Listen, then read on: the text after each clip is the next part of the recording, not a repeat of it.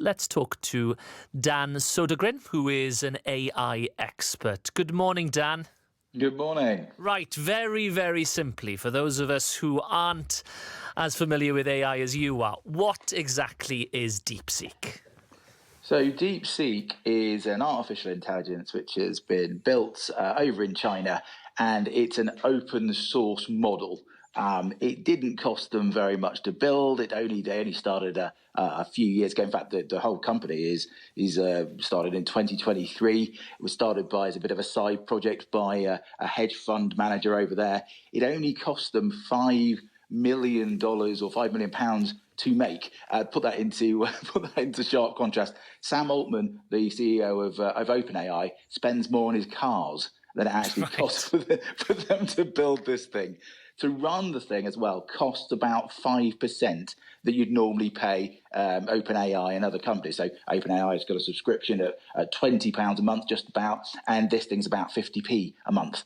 So the reason why it sent shockwaves is because basically everyone's got a free car been given to them almost, or certainly free access to an amazing car, or a free computer, or I like to call AI automated interns. So you've almost got a free member of staff now, which of course is great news for the fifth industrial revolution. And anyone who wants to start utilising AI can now do so at about 5% of the cost. So Dan, it's like ChatGPT, right? So you put a question in and it'll answer it, as long as you don't ask it questions about contentious Chinese history. Well, the thing is, it's all about what the data's trained on, right? You know, it's that data as well. And it's also about the guardrails as well. The very thing that we've been asking for companies to have, this thing's already got. So it has guardrails. Whether they are politically motivated or otherwise, people are finding out these different things. But exactly the same with all LLMs, and the same with all AIs. So the reason why this one's so good, it's quite interesting. It's the engineering behind it.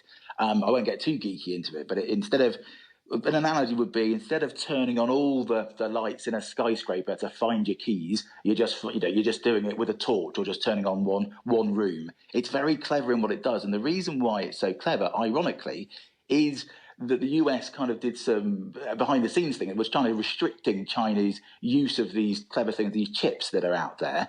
But actually, necessity being the mother of invention just meant that this company did it with far less chips. So it's kind of backfired. And this is why it's being called a Sputnik moment. So drawing comparison with the Soviet Union as it was then, stunning the US by putting the first satellite into orbit. This has completely shocked everyone across the pond in the US. They thought they were very much in the driving seat, and this has upended everything. Well, if they really hadn't been quite so kind of xenophobic or jingoistic, so to speak, then they would have seen that China's been doing some amazing things with AI for a very long time.